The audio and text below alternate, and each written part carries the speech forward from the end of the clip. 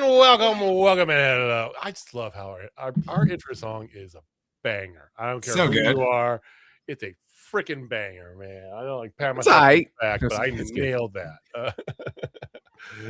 Thank you for joining us. Thank you for watching. Thank you for listening. I am JJ. That is Jamie.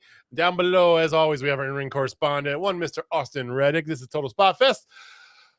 We got some wrestling to get to, but boys, how are we doing here? Dog days of summer treating you guys, and I mean that in the most literal sense, Austin.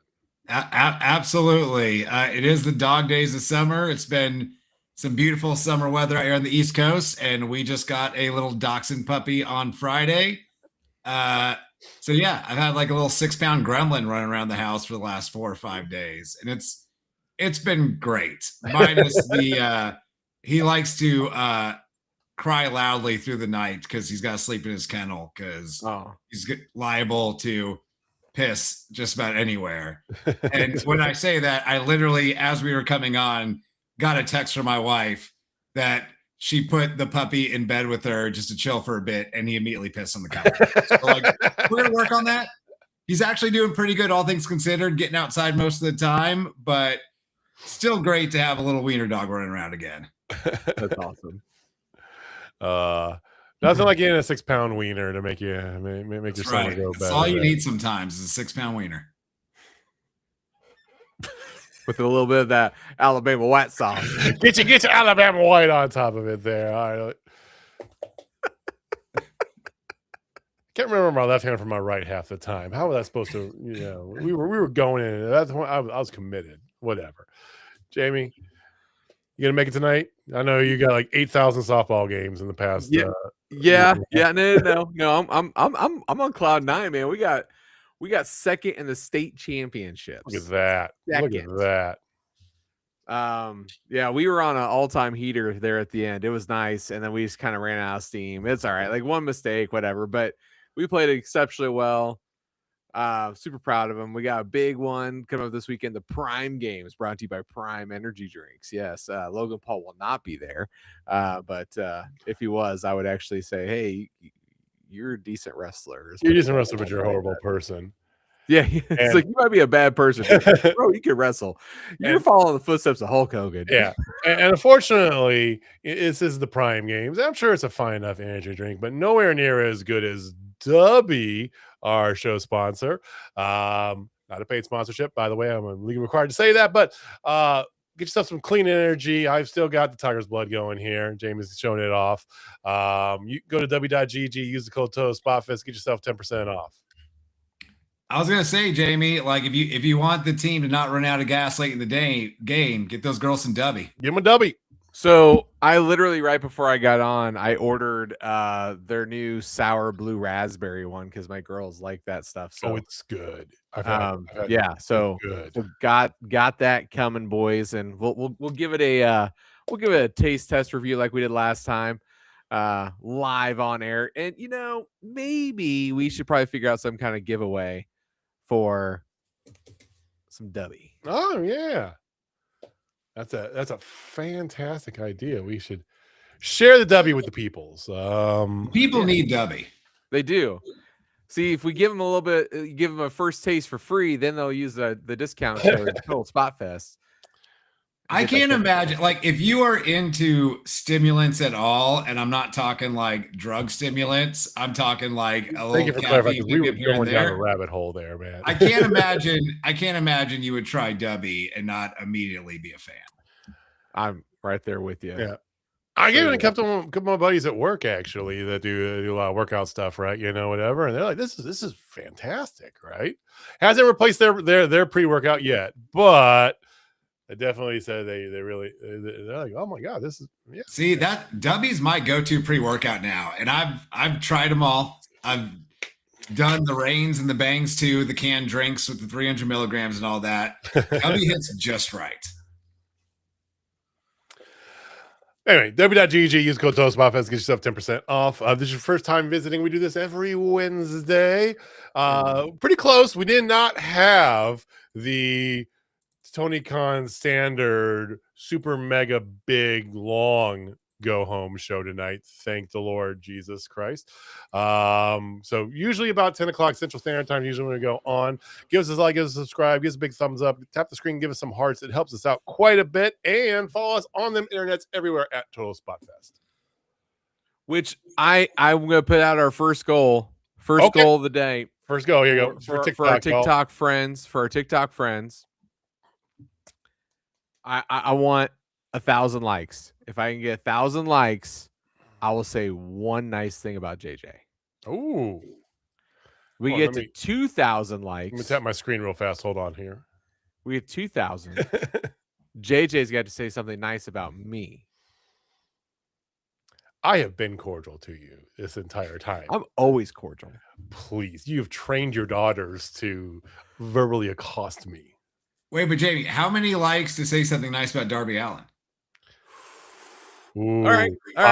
Oh, we want to go there? We'll go there. $5 grand. Okay. $5 grand. 1,000 likes, Jamie says something nice about me. 2,000 likes, I say something nice about him.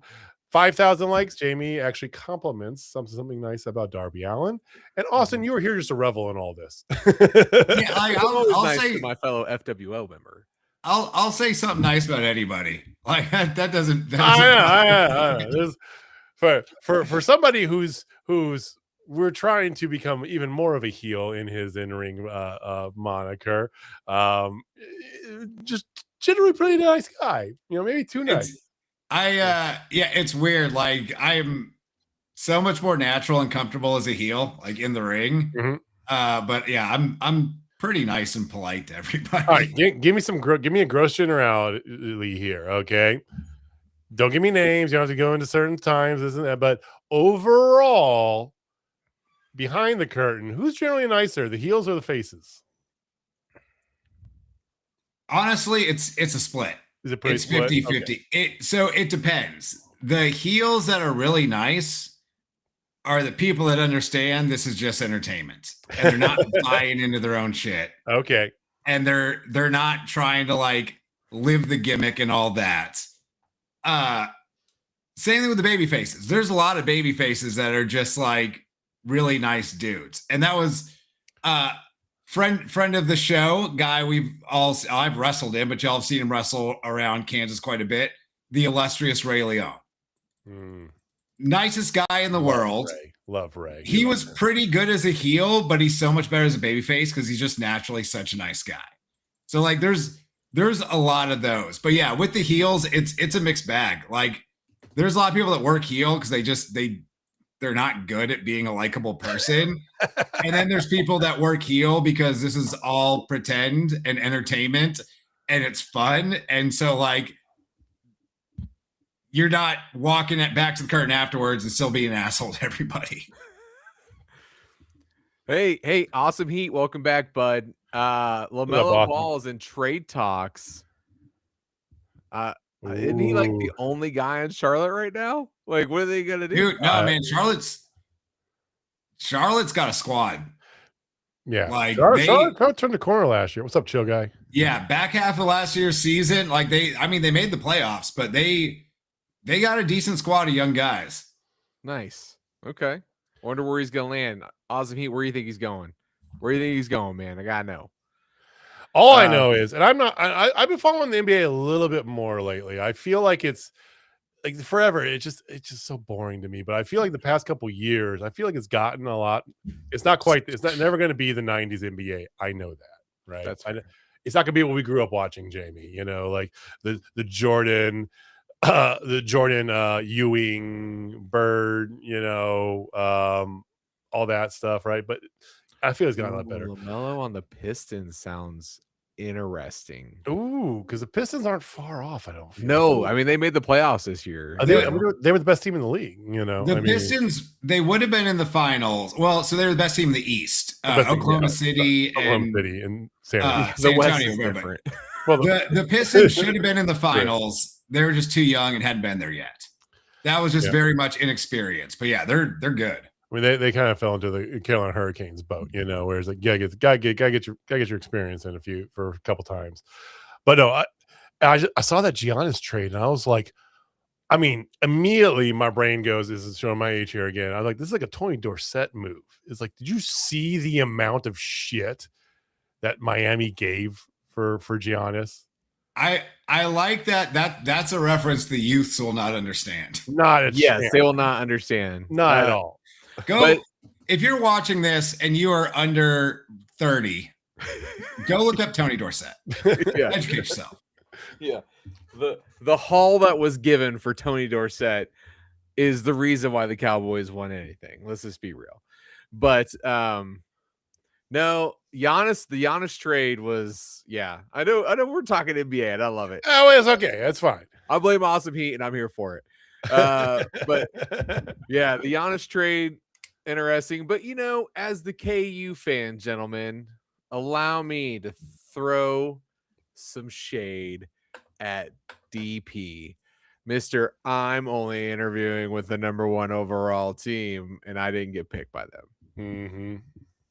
He was kind of a douche at Kansas, as we all know. He was hurt all the time. Phenomenal player, man. Don't get me wrong. I think the Jazz got themselves a stud, but he's kind of a dick. Speaking of heels. I mean, very much so. But that's the thing too. Like, there are some people that they're only as successful as they are because they are kind of a dick. Like, they are so confident in themselves that if they were any less than that, they would not have reached where they were. But they're also just unbearable because they're assholes. I mean, this dude was pulling out straight John Elway vibes with his pre-draft. That's okay. I'm dating myself again here. All right, I'm sorry. Am I wrong? Am I wrong? No, you're not wrong. But what I'm just saying is like there's more relevant stuff nowadays too. True. Do you not remember Phillip Rivers and Eli Manning? Now Eli Manning refused to go to the Chargers. I refuse to even be shown with a Charger hat on Rivers. Yeah, you're like not, we can tie this right into the wrestling. Remember Lonzo Ball and LeVar Ball? Yeah, when LeVar Ball was on Monday Night Raw. Oh yeah. Oh, I think he was fighting the Miz, if I remember correctly. It's been several years. Oh, it had to be the Miz. It had to be. Wow, I totally forgot about that one. Yeah, like they came out with their own shoe brand, and Lonzo wore his rookie season, and it jacked up his feet, ankles, and knees, and like he has been is the best role player best. It's the best karma I've ever seen in my life.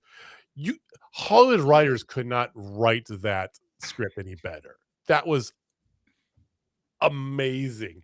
This hideous shoe that cost like $1,000. And then the heel fell off of it and Lonzo Ball got himself hurt and he never heard about the shoes again. Okay, Awesome Heat says the Pistons got that the Rockets got originally the 7-foot big man Agano and Anoiza. I think that's his last. I can't remember how to say his last name. I'm right there with you, Awesome Heat. I know who you're talking about.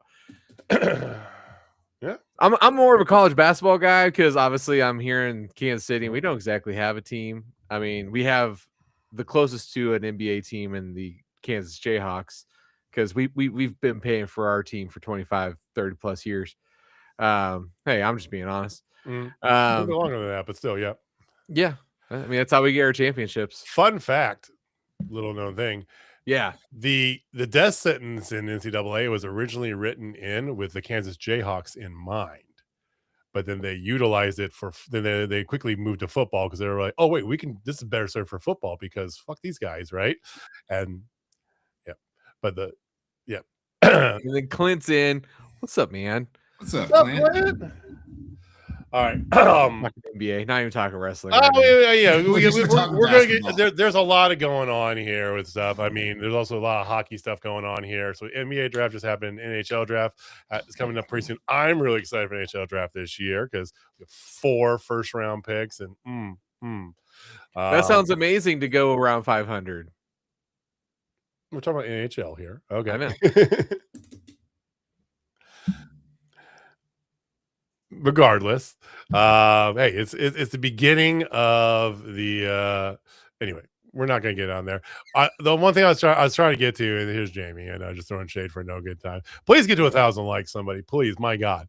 1,000 likes. I gotta say one nice thing about JJ, guys. So. Get us to 1,000 likes. We are actually not too terribly far off. It is now the end of June, so we're only a few months out here, guys, from another football season, which of course is going to lead to hot takes and dreams of grandeur from Jamie, but also is going to you're definitely going to come out here saying with the Chiefs are back and fuck the Steelers and all this stuff, and we're going to end up about the same at the end of the year. Okay, just saying. So hold the phone, because I'm the most realistic football fan you probably know, because I've never been like, oh, the Chiefs are going back and this and that. I've always been like, hey, especially this year, I am cautiously optimistic. I still think we need some veteran presence, but we will still make the playoffs, and the Steelers won't. Well, I know we're not going to make the playoffs. You guys should have never got Aaron Rodgers, so you guys suck for the first pick. But I'm just, that's what I said. You guys, Austin, you heard me say this, right? Yeah. What did I say? What did I say? On record that we should put the two kids out there and see if any of them stick to the wall. If they don't, that's even better, because then we'll get a really good pick next year. Clinton said they're going to try out Aaron Rodgers and go 500. Went in the first round. No shit, Clint. Oh, is that the kid from Liberty? Liberty.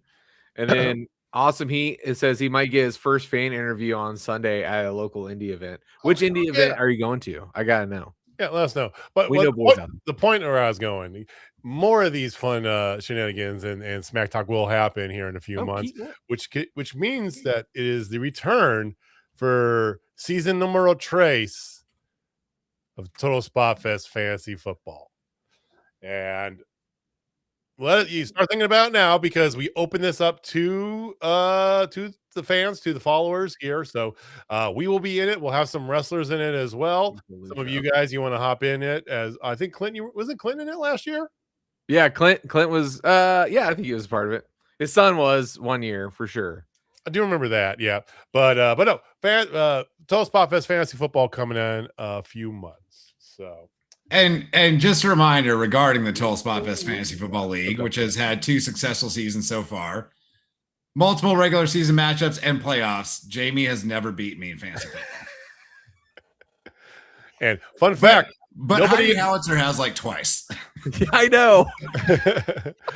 here's another fun fact. Nobody you're physically seeing on the screen here has won Total Spotfest Fantasy Football either. I know.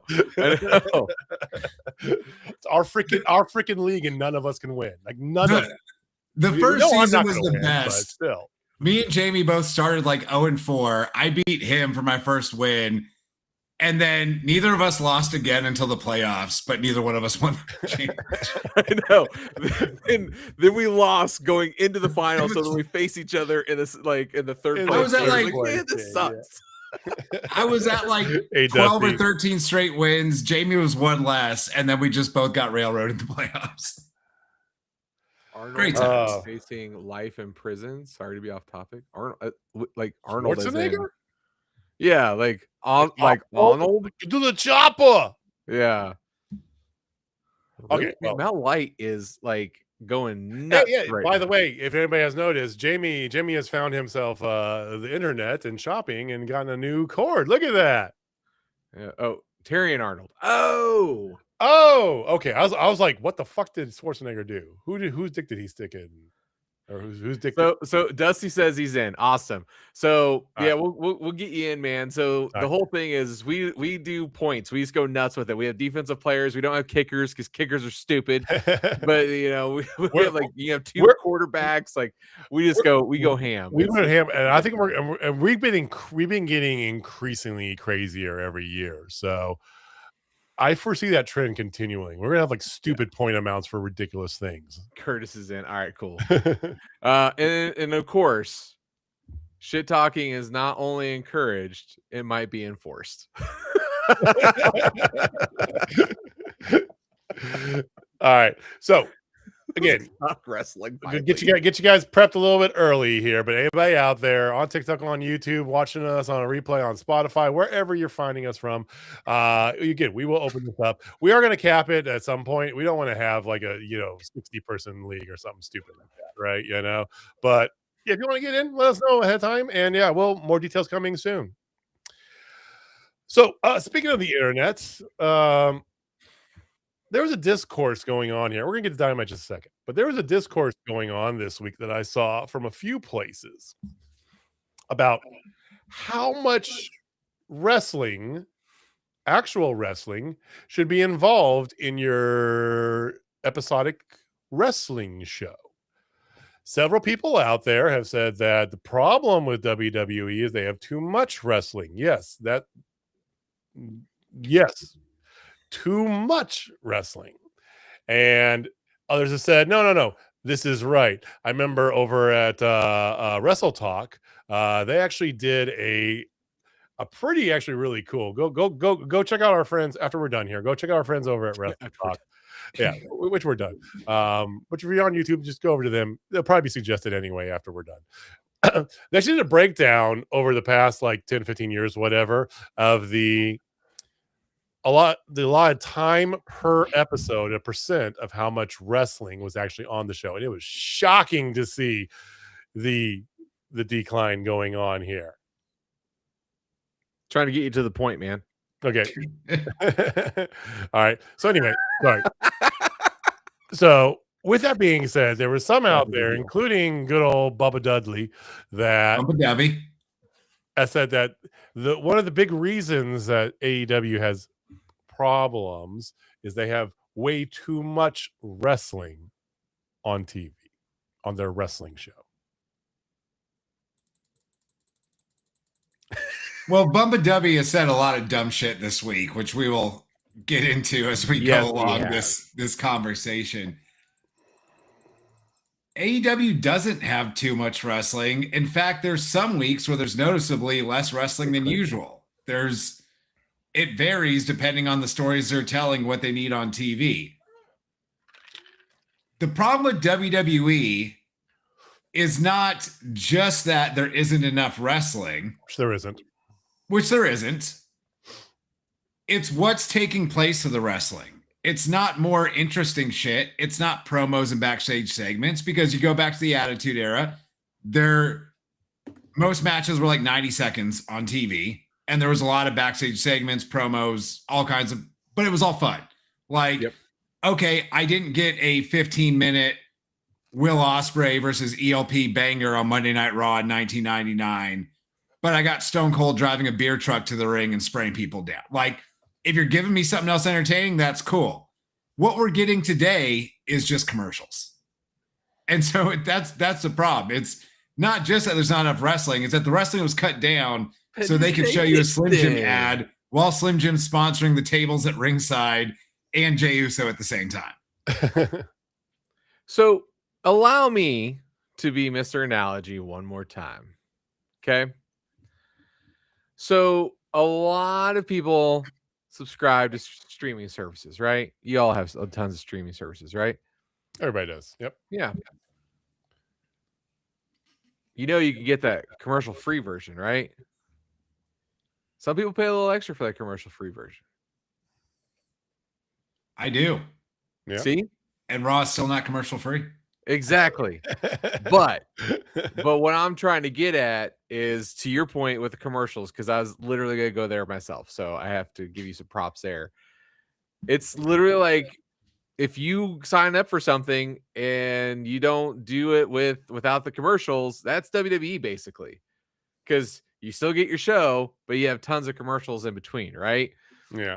That's exactly what it is, at least in my opinion.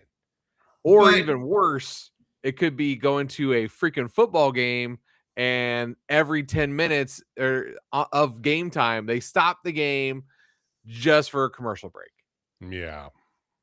But like, if you watch Dynamite on Max, which is still just the TBS feed, there are commercial breaks that are smartly programmed into reasonable times, and it'll be in between segments.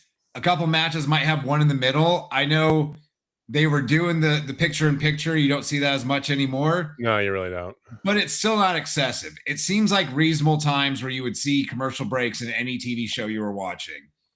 It is not Wrestler makes their, you come back from commercial break, wrestler makes their entrance, then there's a commercial break, and then they go to a random backstage segment, and then there's a commercial break, and now Maxine Dupree has been standing in the ring for 15 minutes twiddling her thumbs before you get the 2-minute match with Natty Neidhart for the 18th time.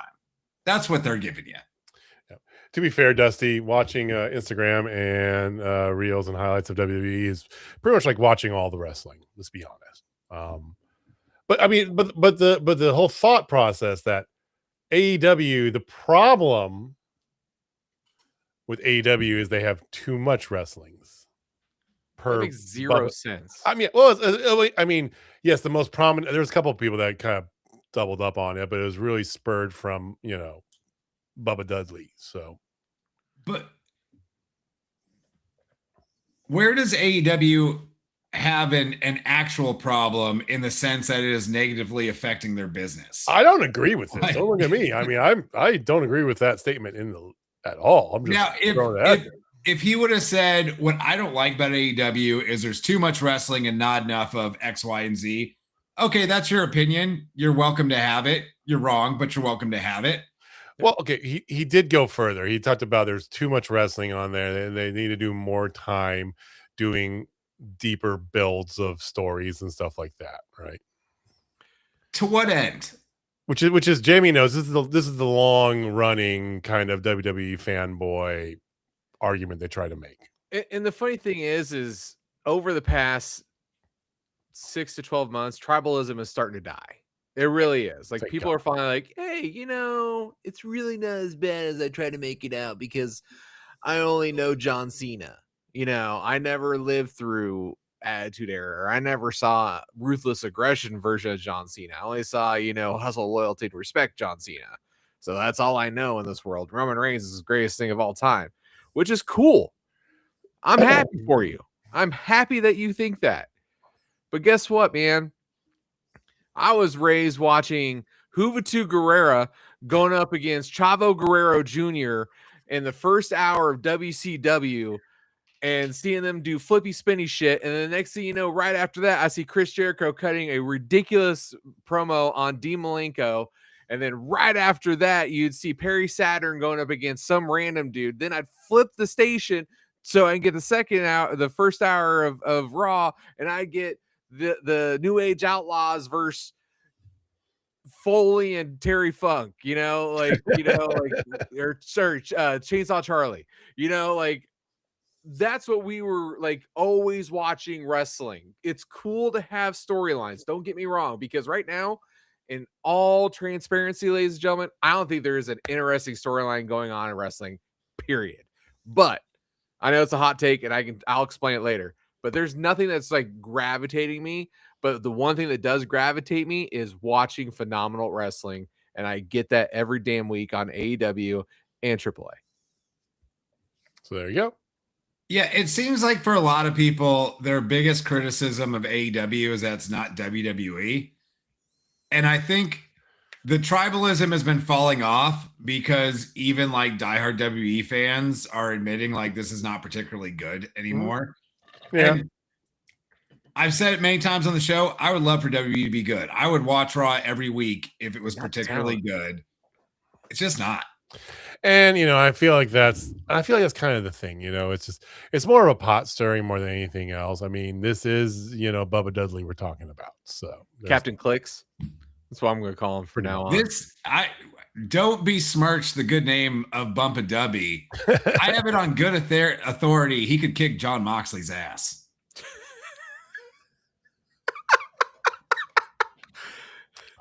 According to Joey Janela, he's the guy sitting at the end of the bar sending shots over to the 20-year-old girls. 22-year-old girls. Sorry, by himself at a table at a bar. Yeah, and like you know what he's doing has to be working because even we're talking about it here.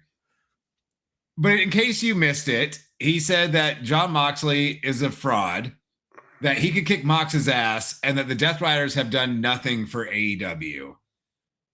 Which I think we talked about this. I don't even remember what his quote was about Moxley last week, but I think we talked about this.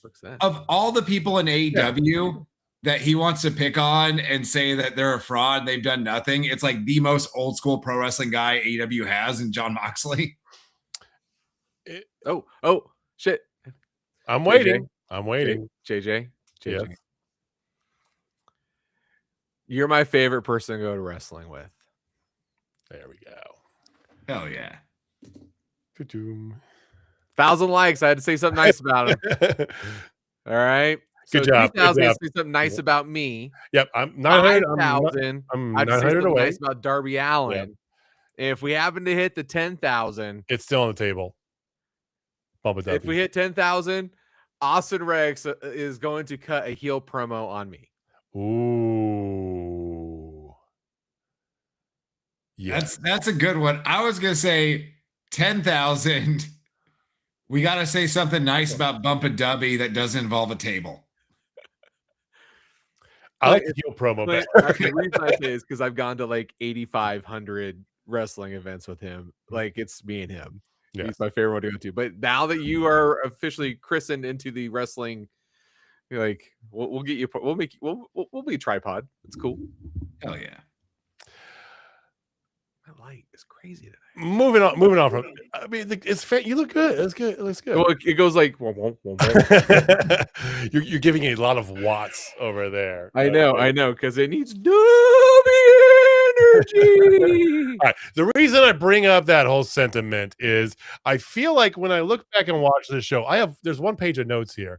I look at this show here, and it was just Tony Khan going, "Oh, too much wrestling."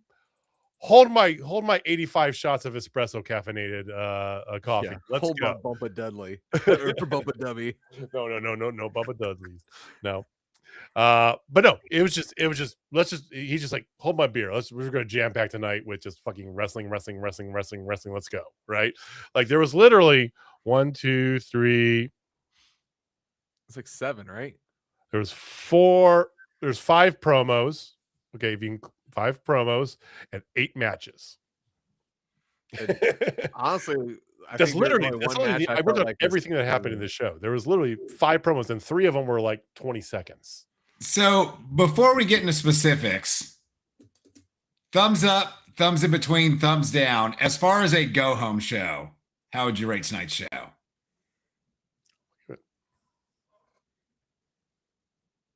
We do the Gladiator. Like I thought this was one of the best go home shows they've had in a while. It was fun. Yeah. It was fun again. Thank you.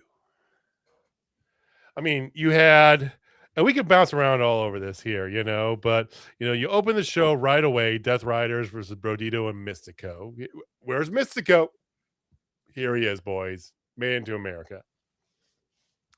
And he's going to be on the pay-per-view. They're doing a 3-tag team match with Young Bucks. Was it Mystico and I can't remember. And then like a New Japan team as well. So it's Mystico and Mascara. Oh man, Mascara Dorada. That's right. Yeah. Okay. Yeah, my brain was. So, I mean, an actual Forbidden Door match on Forbidden Door. So they actually announced a couple of them finally. Like it took to the last effing minute to get there, but we got there, boys. Yep. So, but no, so you get Brett Bodino and Mystico versus Death Riders to open up the night. Thank you. Yes. Yeah. Please. Oh, that was a fun way to start the evening. It didn't miss. That's for we got Lucha Brody King. I know. So good. He needs to have a lucha mask with like his thing, like make it into an actual lucha mask. Oh, like, and even better, he gets to the ring, he takes off his skull mask, and then there's a lucha mask version of his fucking Scully. That'd be so rad. That'd be so fucking rad. It's basically the Sting in a Sting mask, but Brody King. Hell yeah, Brody Sting. Oh. Speaking of welcome, Darby was up next with conglomeration. They're going to get matching backpacks. I'm actually here for that. That was a great little. But no, this is what I love about it. So the promos they had were a little bit of nothing. It was just literally let's showcase everybody on the way to go. You had Will Ospreay and ELP, immediately followed by Swerve Strickland and Daniel Garcia. Two guys that are in the finals, just going to town on each other, just going to town on credible opponents, right? I would have liked to see more from the ELP Ospreay match, just because, but you didn't need it. I get it, right? Yeah, and it's weird because in the women's Owen, it was like half people from other companies. Sorry. The men's Owen was not. Like, could we not have done Ospreay and ELP as like an opening round Owen match? Before you get to that, I just want to take a step back for a second and say that, Jamie, you are probably one of the most dedicated and loving fathers I think I've seen. Somebody who selflessly gives himself his time for his girls in the most positive way. Thanks, man. That was like literally the nicest thing you could have said. Right after Father's Day, even. Oh yeah. Oh, by the way, happy Father's Day, y'all. Sorry. Yeah, which they got me a new wallet, which looks a lot like my old wallet, except it's got the different top now. Oh, well, it fits into a freaking cup holder now, so it's actually nice. It's really nice. Well, there you go. That's clutch on any water bottle. It's got to fit in a cup holder. Yeah, because the old ones are like too big on the bottom, so like it's nice. It's like Bucky's tin, where this thing fits into. The only thing this will fit into is like the door panels of certain like trucks or like an Outback or something, or if you have like a giant like hole in the middle of your console, then you can put this in the giant hole, but it won't just flops around. So yeah, it's got to fit in a cup holder. I don't want to be scrambling around trying to find my water bottle. Yeah, no, I got all the jokes running through my head. I'm sure you do. I might have to start quoting Steel Panther right now. That's Hell yeah. But no, so Ospreay, ELP, Swerve Strickland, Daniel Garcia. I mean, that's what you do. You showcase in a quality way on the way to the pay-per-view, right? That's awesome, Clint.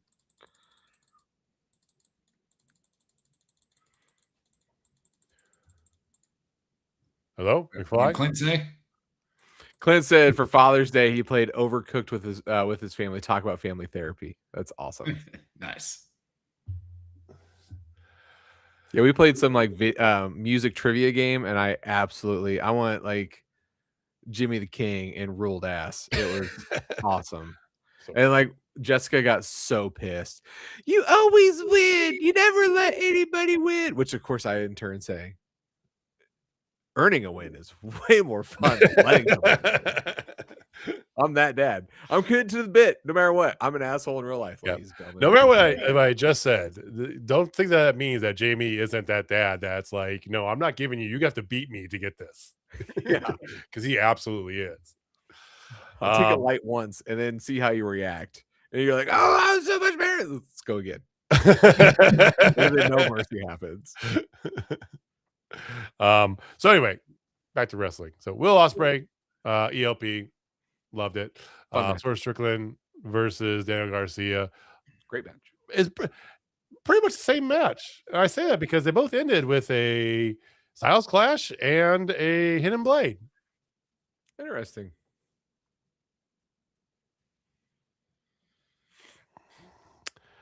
You also get Jack Perry versus Sabre Jr. Okay. Which made Jimmy very, very, very happy. So it was funny. I was getting dinner and I totally forgot it was Jack Perry going against Sabre Jr. because like they were like, here comes ZSJ, and the next thing you know, I hear them talk about Hechicero. I'm like, what? ZSJ versus Hechicero? What? Oh man, I got so excited, and I saw Jack Perry. I'm like, oh, it was still really good though.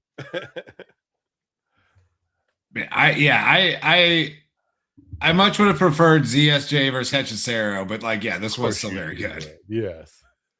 I think you have been the same as me, also. If it was actually Hechicero right there, like, oh my goodness. Oh man, yeah, I would be visiting a doctor for an erection lasting longer than 4 hours if they gave me ZSJ versus Hechicero. They're 5,000 miles apart. Their boners might have touched. I mean, I'm just saying, you know, like the mega powers.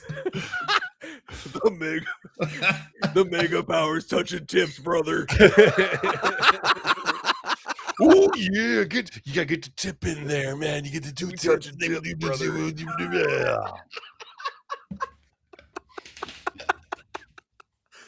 Did you guys watch Chris Van Fleet's interview with the two guys who do the interview? Yes. Oh my god, that was glorious. Boro! I think we can rival them, Jamie. I think we can rival. Well, I know what my closing bit is, boys. So after Sabre Jr., this is the beautiful thing. Like I said, this is why it felt like a fantastic go-home show, Austin, because like I said, you have Will Ospreay, ELP lead directly into Swerve. Swerve comes out, right? Ospreay goes through the crowd. Then you have Sabre Jr. versus Jack Perry. Immediately out come the Young Bucks to face off TMDK. And just the classic, right? You're just doing it's literally a showcase, right? Showcase of what you got going on here. Yeah, they packed a ton into the show. They absolutely did. A whole lot. Including 2 women's matches. Not just 2 women's matches, but 2 qualifiers for the Survival of the Fittest match, which is happening next Wednesday. So Harley Cameron versus Marina Shafir is the first of these 2, right? Second match of the night. Yeah, Harley Cameron in just straight product placement gear. Okay.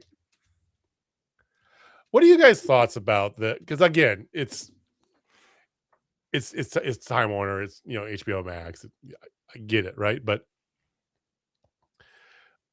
what are you guys' thoughts about them leaning hard and doing a lot of these DC themed, gear, specifically for the women, when they have a new movie, video game, TV show coming out? You fine with it? Think it's cheesy? What do you think? No, it's good. And it's a good sign for the company, because not only was Harley Cameron out there in the Supergirl getup, her and Willow were at the premiere. Mm-hmm. Like, associating your talent and your product with something as big as the DC universe that is now being headed by James Gunn, and like they're trying to reboot it after the first attempt was not great. That's about as big time as you could hope for where AEW is as a company, as far as just general awareness and all that. So like, yeah, if you're going to do a product placement, I would rather have Harley Cameron dressed as Supergirl than the I almost called them Road Warriors, the War Raiders showing up WrestleMania dressed like characters from a mobile game just for product placement. Yeah. I just don't get it when people sell out, It just doesn't necessarily make sense. Like, all they're wanting to do is just, get people to save 10% on their favorite energy drink by using code Total Spotfest. It just, they're sellouts, man. They're sellouts. That's what they are. Sell out with actually me? No. Yeah. I am 100% for it. In all reality, like, I think it's smart product placement, and people know what DC is. Even the non-nerds know what Superman and Supergirl and Batman and the Texas Chainsaw Massacre are. They got all those things. I don't mind it. I mean, I thought a little camp, but then again, it is probably one of the most wrestling things you can do too. 100%. But you look at back at, and it wasn't overdone. Like, yeah, she was wearing a Supergirl getup. They mentioned they were at the premiere. They talked about the movies coming out. Go see it in theaters. But it wasn't like every segment you're getting it talked about, and it's all over the screen at all times. So, like, in small doses, it absolutely works. So comes down to the match, and Harley Cameron gets the victory. Okay, which I think was the right move. I think it was, let's be. We've mentioned this before. Marina's not out here to win championships, right? No. She's definitely doing a much better job in the women's division than she was when she was just initially here and had no plot behind her, So I do like her character, what it's become, but yeah, this is about pumping up Harley. So you have Harley Cameron, Persephone, Chris Statlander, and Sheeta right now. Okay. And then you have another match coming up here shortly. Okay. You got two more spots, right? 2 more spots. 1 spot's determined in just a minute. Before we get there, though, over the weekend, and we talked about this last week, and somebody here on this day has actually predicted this outcome for the women's Owen finals, as a matter of fact, because Athena went up against Maya World on Saturday night, and Maya World got a surprise victory against her mentor. Are we surprised?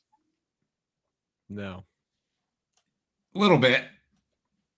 Not unpleasantly surprised, but like a little bit. I think Athena versus Mercedes is a better pay-per-view match to put out there. It's a more interesting pay-per-view match to put out there. Not sad about them elevating someone else. And clearly this is all a pivot. Like 100%. You had Sabre get hurt. Maya World got in there. She had some personal tragedy that made for a great underdog babyface story. And I don't think they're like exploiting it or anything, but right place, right time. So it's a surprise, but like hopefully this elevates Maya World. I don't think there's a chance in hell she's winning on Saturday or Sunday. But if this gets us a desperately needed another babyface on the women's roster, hell yeah. And for what it's worth, this does make it 2 weeks since words were uttered. And not only did Mercedes come out after the match, to greet her next competitor, but her and Athena attacked her, just digging into that heeldom right there. Dumb. Digging into it. Yeah. Yep. But it makes more sense with Maya World winning. It's like, okay, so you're not going to have heel versus heel. She just literally took Saray's spot because Saray was supposed to be in the finals. Yeah. Hold on now. Yeah. They just did it with her. And like good for them for like, hey, let's try something new. Yeah. We're in a weird position we didn't expect. Let's try and make somebody out of it. So bigger picture, boys. We all are on board with the Mercedes winning, right? Don't mention it. Yeah, of course, man.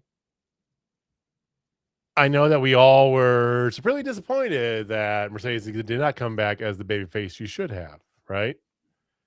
So she wins this match. She's in line to face more than likely Tekla for the time being, right? Which we need to talk about that here in a minute because what she's doing is the Lord's work right now. Well, let's talk about it all together. This all ties in. Okay. Go for it. So Tekla, did you guys see that she showed up at Stardom? Oh, yeah. And if you didn't, they did a little video package to show you tonight. That promo that she cut on Starlight Kid, that's why she's the women's champion.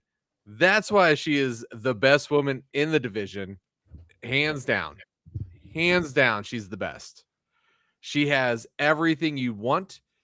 She has got it, and the fact that she's like, he's gonna turn his back on you too, like, then we might get another Dark Starlight Kid run, which would make Jamie very, very, very, very happy. But yes, I think that is awesome. That match is gonna absolutely fuck, but then you will get Tekla versus Mercedes at All In, and yes. So but how are you gonna do that? I don't disagree with you, BJ. But no. I could see it, but that's just a weird parallel universe that where common sense like wins, and that's not wrestling. And then also, I'll let you kind of chime in on this here, but no offense to Maya World, but you're not putting Maya World in a world title picture in Wembley Stadium. I'm sorry. I don't want to. I'm not trying to be disrespectful to her. She's got a great future. She's good talent. Not when you can have Mercedes Moné. Yeah, I'm sorry. Yeah, because they're not leaving Mercedes off that card now that she's back. And like I was just saying, Mansco, I hope this elevates Maya to where down the line she would fit in those opportunities. But I don't think there's enough there right now that you can put her in a AEW Women's World Title match at Wembley and it to be particularly interesting or a draw. Again, I think she could be there later. I think they could have maybe started heating her up a month or two ago, and maybe it would work there. But we have just seen her on regular AEW TV, not Ring of Honor, recently. Maybe a time or two in the past. She's been on Collision quite a bit. Her and High-End have been doing a lot of taking on Collision.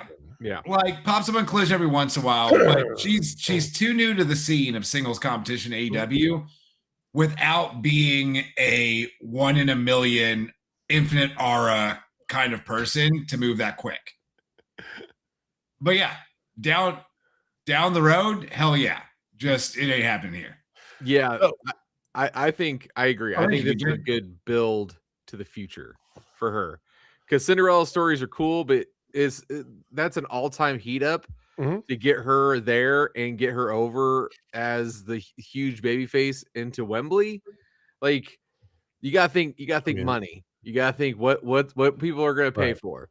Are people gonna pay for Tekla versus Maya World, or they're gonna pay for Tekla versus Mercedes Moné? And maybe in 12 months from now, that argument could be a thing if you keep this Maya World thing up. But today, it's Mercedes because she is Moné. And it makes all the sense in the world. And match-wise, I am all for Tekla versus Mercedes, right? But I gotta keep stringing this banjo because Tekla, especially with what she did to Starlight Kid and went over, with the whole Stardom thing, even though the hyper emphasis on the Hakanolugi on the Stardom logo, whatever.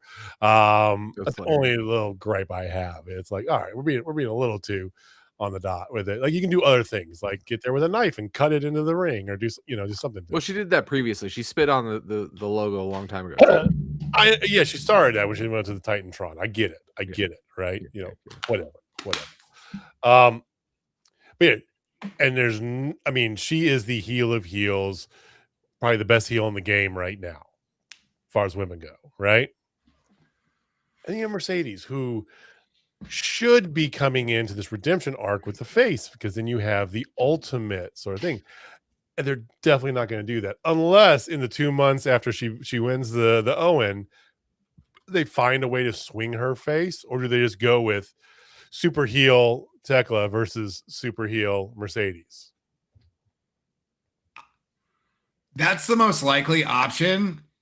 I think there's a third option where by the time you get to All In, you make Tekla the face.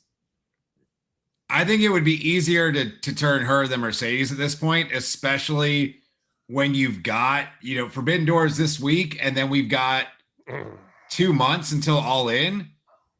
That's plenty of time for Tekla to be not like a goody two shoes, squeaky clean baby face, tweener, but her being the one to stand up to all the heel shit Mercedes does because she does it better. Like there's a path there to make her the face. Now, I think ultimately we get heel either way, but if you're going to turn one, I think Tekla's the one you turn. Well, I think there's some merit to your thought right now, because anytime she comes out, she ain't exactly getting booed, boys. Oh, she is stupid over. I know.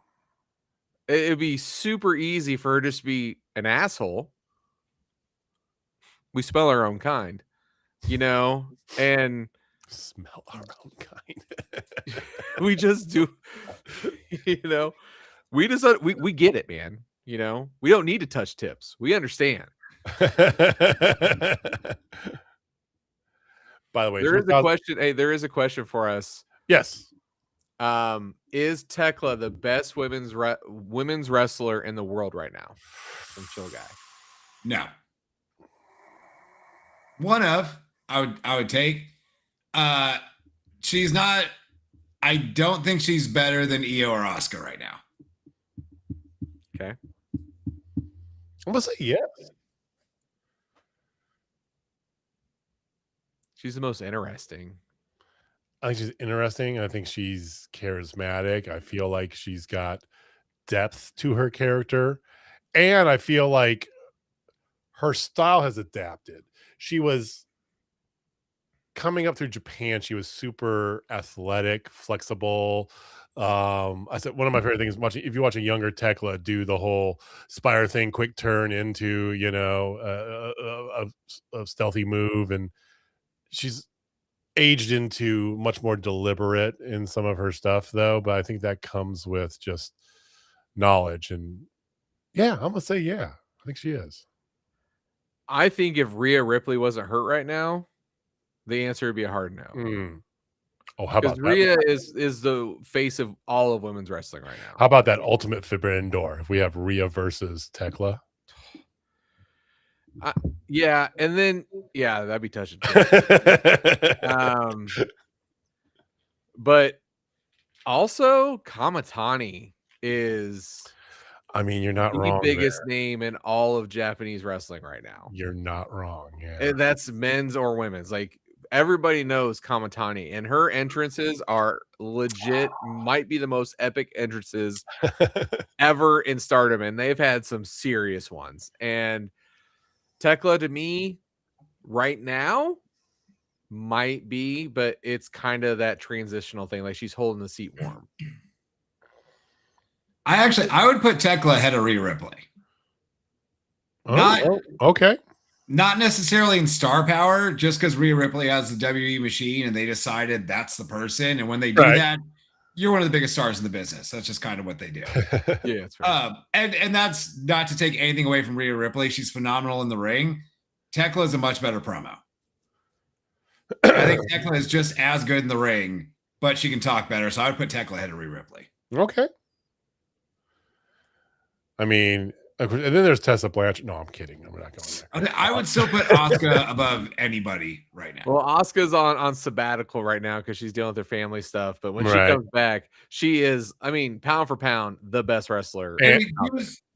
She was there 2 months ago. Like she hasn't been gone long enough to just disqualify her from the conversation. No, I agree, and I'm long been a massive EO stan, and I still love EO. I just feel like currently what they got going on, what they've been doing, I think it's more of EO being in that WWE machine a little bit, might be taken away from that a little bit, right? That's fair. So that actually naturally fits into something that got reported earlier this week. That the original plan was Toni Storm was going to win the Owen. We were going to get Tony and Tekla at All In. Which, goddamn you, Juice Robinson. If Toni Storm was not murdered backstage with a wine bottle to the head and was just dead now, who would you, if you were picking one to be the best women's wrestler in AEW, and not just wrestler in ring, but like total package, are you going Tekla or are you going Toni Storm? He's Sophie's choice over here, man. What the fuck? That is a Sophie's choice. Yeah. By the way, 2,900 more likes, and Jamie says something nice about Darby Allin. Come on, y'all. Come on. It's fine. It's fine if we don't get there. I mean, Tony's Tony, but we were even starting to get sick of Tony there for a minute because it's just been going. Was it, but she's also a prophet, man. She is Mark Stradamus too, because she has uttered the truth about Blake Monroe.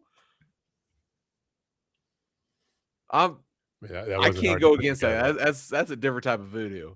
So I'm going there. That's unfortunate too that she was very right about that, because Blake Monroe could be in this conversation if they did anything of note with her. Exactly. Like the talent is there. She's got a new finisher, boys. She's got the neutralizer. Sure. Cesaro. I wouldn't have seen it.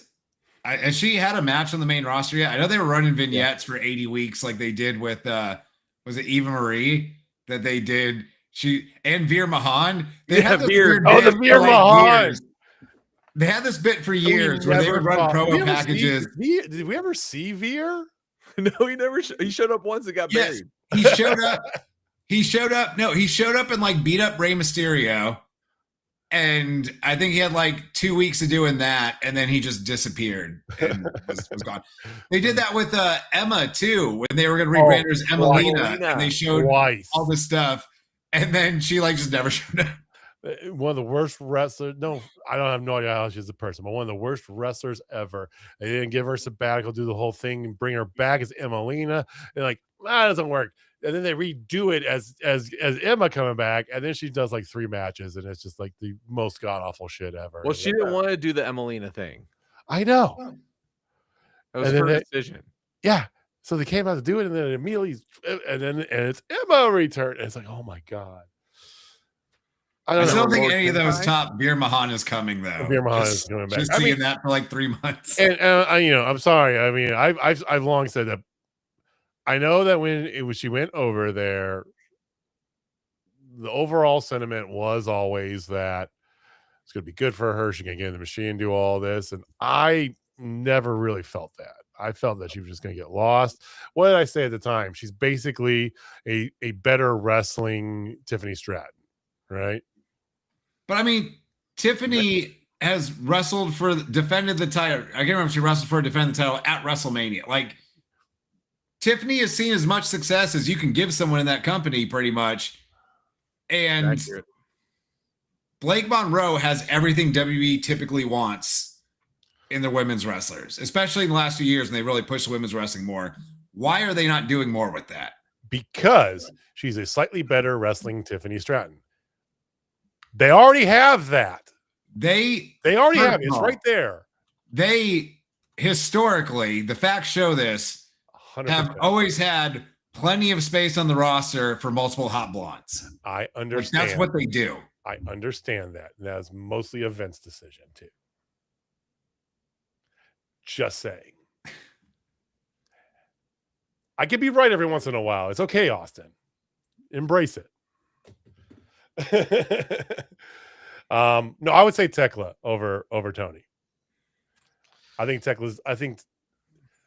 a lot of it, I think, goes back to kind of what Jamie was getting at too. You know, the same song over and over again. I feel like Tekla's a little fresher, got a little bit different depth to her, and in ring is they're on par, right? Yeah, but the moment Toni Storm comes back, we're all gonna forget that we were getting over her shtick. But that was the thing too. It wasn't this has gotten old and we're tired of it. It's let's move on to something new before this gets old and we get tired of it. Yeah, that's fair. True. And now we got that natural reset because she's dead. Because murdered by Juice Robinson. If she does not come back as a ghost, especially with the whole black and white entrance and stuff, what are we even doing here? What are we even doing? Or even better, she comes back as like old school Toni Storm with the backwards hat and the stuff, and like nothing happened.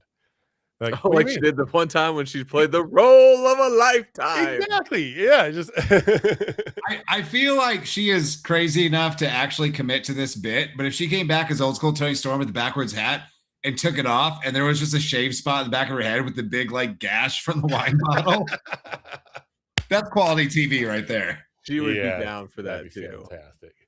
Well, regardless how they go, we're gonna have a couple months once they sort all that out as they go towards All In to figure out how you're gonna position it. It's gonna be just mega heel versus mega heel, or there gonna be some layers in this. Who knows, right? The women also decided the 5th of 6 spots in the Survival of the Fittest match. You had Red Velvet versus Queen Aminata, which Red Velvet's been doing some really great things in ROH. She holds up one of the titles. I don't remember which one because it's ROH, but Queen Aminata has gotten a lot of praise from us on this dais here over the past couple years, Progression's been fantastic. I felt these two, which we've seen this match before, and it wasn't good. This was significantly better on both sides. Yeah, this was a good match. Kind of like the Maya World thing, though. I would have liked to see more of these two in the weeks leading up to this. Because I think that's the only thing this match suffered, was that we rarely get Red Velvet on, I think we got her on Collision a while back, but outside of that, we rarely get her on AEW TV. Yep. Queen Aminata shows up once a quarter, has a match or a segment where you're like, give me some more Queen Aminata, and then she just disappears for another 3 to 4 months. Like, they've got talent. Let's start using them more on TV regularly. Because I think this match, with more familiarity with the crowd with these two, having seen them more, would have had a much bigger crowd reaction and would have seemed even better. I mean, it was a very good match. I agree. It was a good match. I enjoyed the hell out of it. Really quick, speaking of good matches and the survival of the fittest qualifiers, we kind of moved right through. I didn't mention this earlier. If I would have told you 6 months ago, hey, they're going to do Marina Shafir versus Harley Cameron for like 10 to 12 minutes on Dynamite, and it's going to be a very good, fun wrestling match, would you believe me? I would have told you to stop drinking before we do the podcast. Yeah. But here we are. Just wanted to give some props, because like that match was pro wrestling as fuck. You had your hard-nosed heel, you had your plucky baby face. Harley was pulling out like World of Sport style grappling stuff. But yeah, the fact that Marina and Harley went out there and had not just a passable, but a good like 10 to 12 minutes on live TV, props to them. They've come a long way. Well, I mean, and I made mention to Marina's, progress, and not just in the ring, but I feel like her overall art, but the in-ring stuff as well has improved with the proliferation of the Death Riders and her association with them, right? And Harley, we knew for the point where they gave her the tag title, right? She's just been super over. Probably the most transformative character in the past 18 months, Jamie. Oh, yeah. I mean, I love me some Harley Cameron. I didn't. Oh yeah, really did. Like when she was doing the whole singing, hitting on Anthony Bowens. Yeah, like I know why she was on TV. Don't get me wrong. There's two big reasons.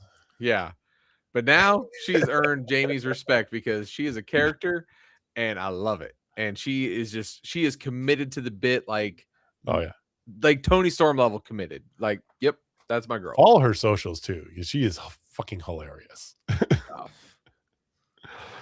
All right, so you had a Young Bucks promo in the back, which is kind of interrupted by Coping Cage fighting with the dogs, and they're beating each other up. I did pop really hard for the dogs at the end, doing their little rehash of the 5-second pose with the over-the-top Oakleys. Yeah, yes, that was a nice touch. If you don't know what we're talking about, Google it. Trust me.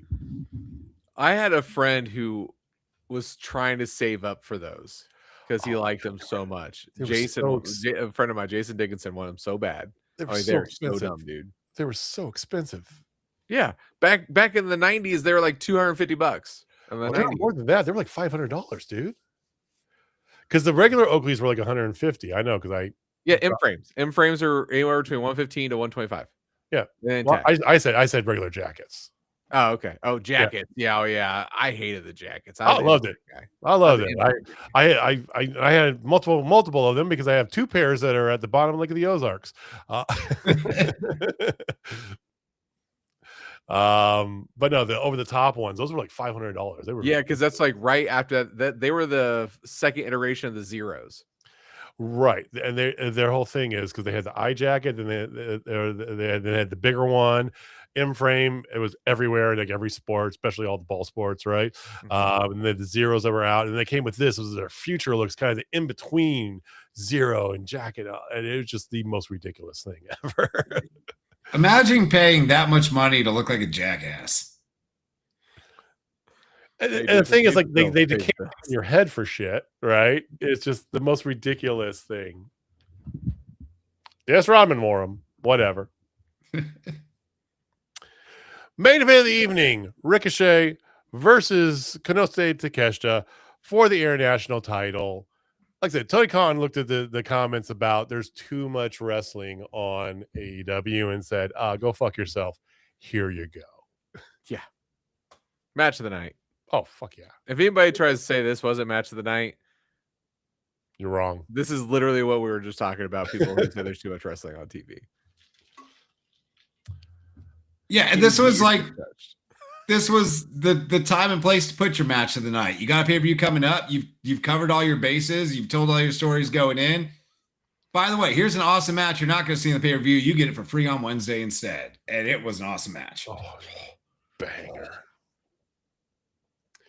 Only thing I know James can say is missing was a lion tamer. I thought for a second there we were going to get a lion tamer that he would then kick out of and, go into Blue Thunder or one of his finisher moves, but the Burning Hammer, or it's Raging Fire. Raging Fire, is that what it is now? Okay. Yeah. But it's a Burning Hammer, right? I don't know. It's a Falcon Arrow. It's a Falcon Arrow, yeah. Yeah, but he calls it, yeah. Mm-hmm. I was gonna say Michinoku driver, but yeah, it's right. It's Falcon Arrow. He has the actual Blue Thunder, he keeps it as Blue Thunder Bomb, but then Falcon Arrow, he changes it to Raging Fire. Raging Fire? Raging Fire. Yeah, him and Cheetah have the same finisher. Interesting. So left us with two things then that were on the top of my mind. One, we have one spot left in the TBS Sorrow of the Fist next week that we have no idea when they're going to fill that because there was no match announced for Saturday. Maybe on 0 hour we get the last one. Maybe the loser of the world title or the Owen gets an automatic. Who knows? That'd be good for my world. Or a surprise entrance. Ruby Soho. Ruby has been training, but she's also been doing a lot of things outside of wrestling lately, so I could, hey, Ruby, I definitely could see Ruby not coming back as a full-time wrestler, to be completely honest. Where's her coffee shop? Her and her husband?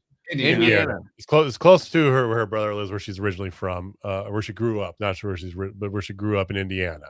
So it's like North Indiana up there, kind of in between Detroit and Chicago somewhere. Okay. Not Gary. Not Gary. But no, it's up there in Indiana. It's like it's a really cool idea, really cool concept. But I could definitely see her not come back full time. I don't know if we're ever going to get Britt Baker in an AEW or a wrestling ring ever again. Who knows? Right? Seems unlikely. I mean, there are some women who are getting close to their non-competes coming up that could show up potentially. I don't know. I have a feeling that whoever loses Samaya World would be the sixth entrant, is what my gut is telling me. That would make a lot of sense. And I think we were just talking about like, hey, maybe they'll use this run to make a new star in the women's division out of Maya World. Having her turn around the next Wednesday and win the TBS title and the Survival of the Fittest, like, you're on your way there. Strap it. You have no faces with titles in the women's department. Do you think they give it to Stat?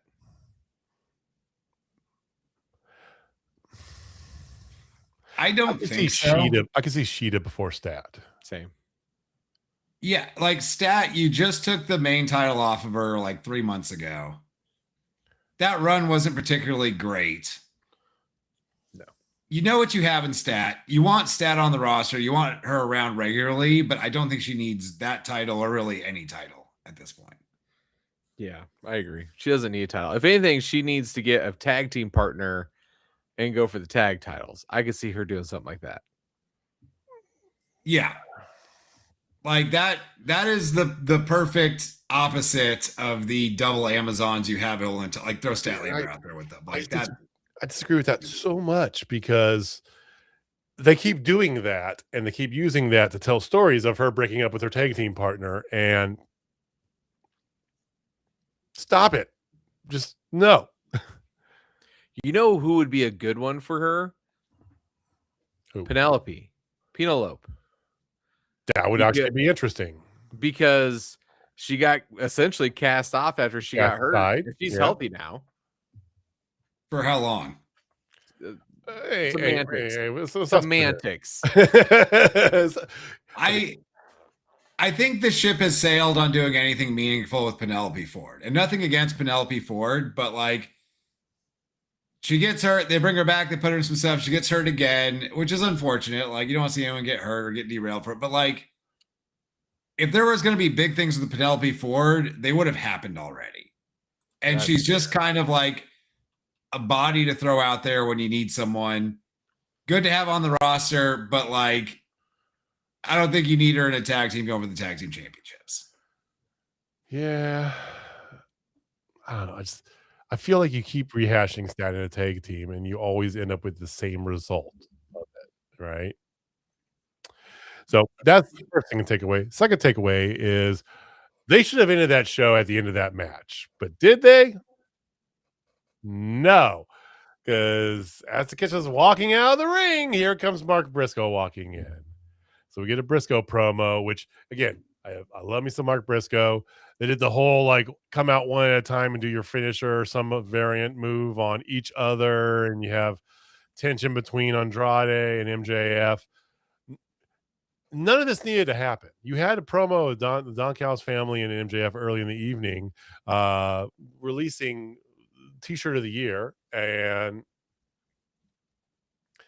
it's literally what we did last week. After they announced the teams, you put them all in a match together. This is and this is my one criticism. It's the most classic AEW thing. We're hyping something that we don't need to hype. Do you guys agree? Partially. I think it would have been fine if something would have been shortened earlier in the night and this would have happened like during the overrun and it was a little bit quicker. But Ricochet and Takeshita going like 10 over, which like give us all the time that needs in the world. Right. And then having a Mark Briscoe promo and then everyone running out one by one, like they're all standing backstage staring at each other, just waiting for their time to run out and hit their finisher. One of your favorite things in wrestling.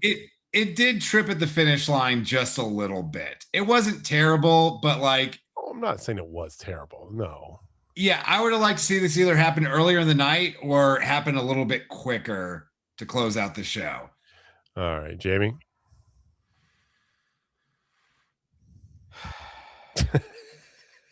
I don't care about this. I don't care at all. I love Briscoe. I do. He is just not. He's just, he's just that guy. He's just that guy. He's never going to be a champ, like world champ. I'm not your guy, friend. Yeah. I mean, I don't even know if he's my buddy guy. Like, I seriously don't know. Like, it's, I love him. I love him. But he doesn't make it interesting for me. I'm sorry. And this whole clusterfuck in a cage match, like, yeah. No, the purpose is to get all these guys on a pay-per-view in one match. That's literally the only purpose of this, right? Yes. And who do you have lined up for the title, assuming that Briscoe does not win? You've got some either coming to a head of Kevin Knight and Andrade El Idolo. Kenny Omega has been very outgoing, saying as soon as he gets done with Sabre Jr., his eyes are squarely focused on MJF, as they should be, because like I said, he needs to bring that belt to Wembley. I am not giving up on that. I'm sorry. Same. Oh, same. You were all over MJF being the champ. Now you're saying same? I wasn't all over it. I said that's the most likely thing they're going to do, but I would much rather see Kenny Omega bring that title to Wembley. I would love to see it, but we all know it ain't happening. Oh, we don't know that. I think there's still a chance. Dude, no. If they had not announced a pay-per-view in Canada called Redemption in July, I would have said there's zero chance. But like, how can you lob that ball and not spike it? Redemption. They're literally like telling us what's going to happen. It's going to be Briscoe, dude. That's what they're going to do because for some odd reason, they want to keep Omega away, and that doesn't make sense, but whatever. I think Briscoe's getting the title shot. I don't think it's happening at the pay-per-view. I think it's happening on Dynamite. But then why? Okay, so riddle me this, Batman. Riddle me this. Then you're going to have the women's match be 2 heels going against each other, and then the men's match is going to be 2 faces going against each other. Well, I already laid out earlier, you could pivot one of those women to being a babyface in the 2 months before Now and All In. Okay. I think that's the move. We're talking real. I still don't see. I'm sorry, I hate to go back to this, but I still don't see pivoting Tekla to a babyface. Honestly, I don't think it's that hard because the crowd loves it. To a likable heel, yes, she's already basically there, right? To maybe a less hard heel, okay, fine, right? But pivoting her to so like you don't necessarily have to make her a straight up babyface. You are just going to clearly position her as the person you want to cheer for in that match. Yeah, and there's a difference there.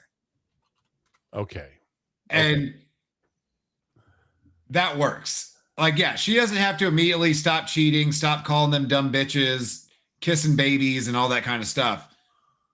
But you could, if you've got 2 months to tell this story to get to Wembley, you can very much position her as the person you're hoping wins this match. Okay, I didn't mean to rehash that, but sorry, I had to get it. Okay, but on the men's side, face versus face, if it's Will Ospreay versus Kenny Omega in Wembley Stadium, you can absolutely do that. Doesn't matter what the face heel, who gives Ospreay, Omega. I'm just saying, I wouldn't want to do that, like have heel, face. I would want some kind of. I would rather take face than face Ospreay versus heel MJF, which we've seen in Wembley before. I know. That's my biggest argument against that whole thing, Jamie. Yeah, but it's just the largest stakes. I get that. I understand that the title is now on the line between the two of them, but it's different. Same. It's different. Whereas there is history between Omega and Ospreay. And it's not hard to make either one of them. I mean, Ospreay is aligned with the fucking Death Riders, for God's sake, okay? In London, England, he's going to be a king no matter what, but the storyline could be whatever it is. Omega spent a whole career towing the line somewhere between it, right? For him to dip over a little far into to the left is not hard. And that, I mean, I'm sorry, as much as MJF Ospreay is probably what's going to happen, Omega Ospreay is the marquee. Omega Ospreay is for the sickos. Yeah, especially after the Redemption pay-per-view in Canada. Just say. But was he redeeming? He hasn't been unredeemed. The fact that he keeps losing to MJF. Yeah, last time he had the title, he was a complete douchebag. Storyline wise, not in real life, but yeah. But I mean, that's literally the story Ospreay and Omega have been telling for like 4 months now in their little training room meetings that they've had a time or two. Exactly. Is literally neither one of them got where they wanted to go. Like the redemption story with Kenny Omega is there. Well, the good news is we're going to find out parts of this in about 4 days. So, pay-per-view coming up. They had a whole bunch of matches. So we've got the triple main event. You have the clusterfuck of a steel cage and a single ring. Yes, it's a single ring. I hate to break everybody's hearts. But we don't know the cage setup yet. We don't know that it could be cage of indeterminate size. Okay. I would like to see them drop a cage over all the floor seats. And like you're just in there in the action now. It's like an 80 by 80 cage. That'd be cool. Like they had it blocked off or whatever, and it just goes on like the first 2 rows are in it. And it's like, you're in here now, boys. I got you for 3 minutes. If that was a real thing and they advertised it, I would spend an irresponsible amount of money to go sit in the cage. 100%. I mean, that's worth it. So good. What the fuck cage match? You have the men's Owen finals, Swerve and Ospreay, which we all know is going to be one of the best matches of the year. Easy. Women's finals, Mile World versus Mercedes Moné. You got Tekla versus Starlight Kid. You've got tag team championship between Cage Copeland versus the Dogs. Kenny Omega, Zack Sabre Jr. Jamie's 10-foot boner match. That match is going to be amazing. I mean, just calling it like it is, right? Tag team triple threat or three-way, whatever, however you want to get in there with that. Gay if it's in three-way. That's true. I know that there's a women's tag on the buy-in. I can't remember what it was called. Yeah, it's Divine Dominion versus Thunder Rosa and Olympia, which low-key could be good. Yeah, because Olympia, woo! Let's go. Yeah, like you throw Olympia in there with the Amazons, like that's entertaining shit. So some good stuff coming here. Again, it's gonna, and there's gonna be more to it, right? So we will get our picks in. We will have results of that next week. That title, which is not Jamie's but is behind his head, is on the line again. We're gonna rip it from the FWO's hands, one way or another. But we'll let you guys know next week. There's 3 things that are guaranteed in this life: death, taxes, and the FWO reigning supreme on pay-per-views. I am the Lord of pay-per-view picks. The princess of pay-per-view picks currently holds this belt, but she wants to display it loud and proud to make sure JJ remembers he'll never hold it again. Well, we shall see about that. We will get picks. We'll get your results of picks next week on that. So, there's been other stuff going on here, Jamie. Have you followed up? Have you been checking out TNA since you had your little funeral last week for them? Yeah. They just keep burying themselves like a motherfucker. That's probably the best way to put it. Like, hand me the shovel. I'll do it myself. You know. Yeah. It's like Scary Movie 2. You know, what's his name? It's like, you need some help? I don't need help. Like, that's what I can do it myself. David Cross. I'll do it myself. Falling down the stairs and other things I'm not going to talk about on this show. But literally, they are doing everything they can to make sure everybody knows, hey, we're not in a good place. I mean, but gentlemen, I will say this: there could be hope after Saturday or Sunday. They have to absolutely knock Slammiversary out of the park. It has to be the best pay-per-view that they've ever put on. Or I say this time next year, their catalog on Netflix. As much as the old school TNA fanboy in me still resides, I don't think there's a chance in hell they're getting anywhere near that. I think it's going to be good. I think it'll be decent. It's going to be, there'll be a couple good things on there. I mean, we got Frankie Kazarian going back to the Ultimate X, granted 25 years later. So there's that.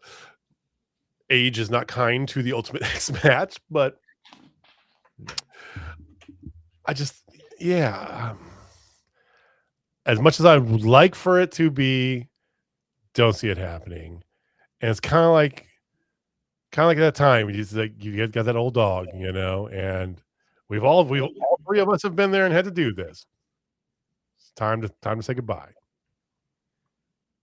I feel like we're there with TNA. Time to take them out back. So here's the thing: even if Slammiversary as a show from start to finish is the best show TNA's ever put on their company's existence, not going to be.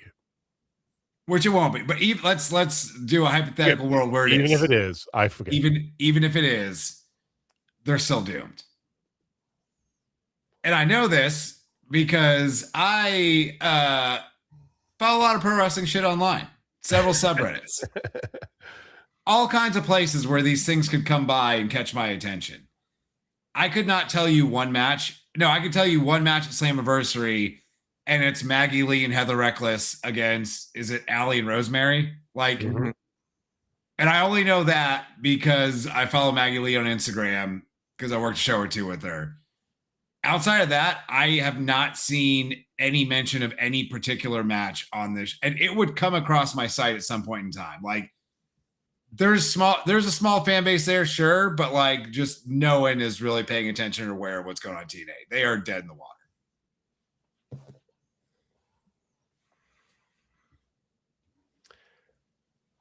We'll see.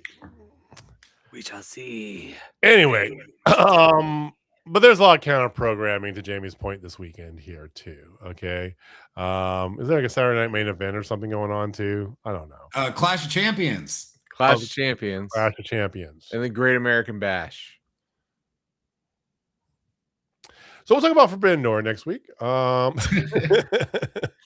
I mean, we'll probably spend some time flaming the inevitable decision to have Jey Uso beat Obafemi. And also have Io Sky lose to Liv Morgan, even though she's already a champion. But hey, the Street Profits are the new tag team champs, bro. There is that, yes. I was actually I watched that match because Bailey she's WWE-er, which is fine. Yeah. And I happened to sit down and watch that match. I'm like, oh, okay.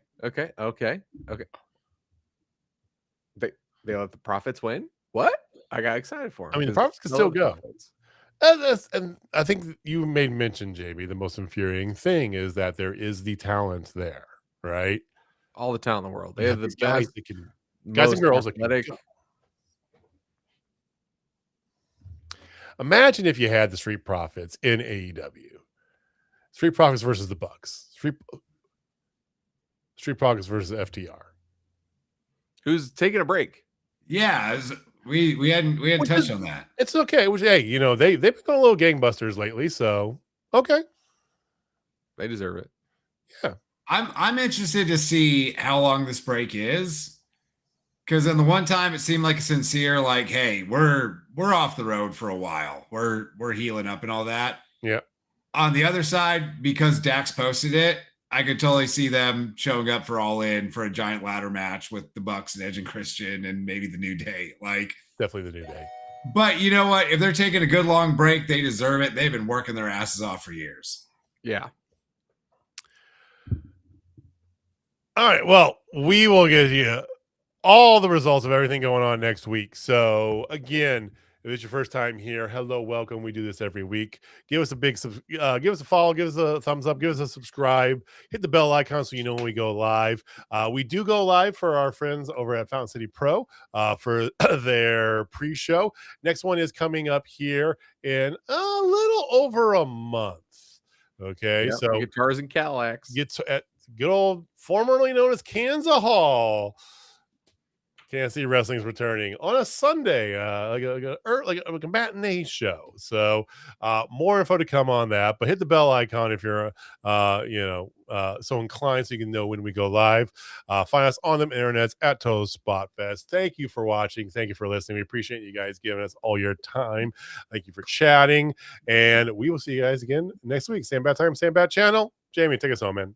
All right, ladies and gentlemen, if you're not down with Total Spotfest, I got 3 words for you.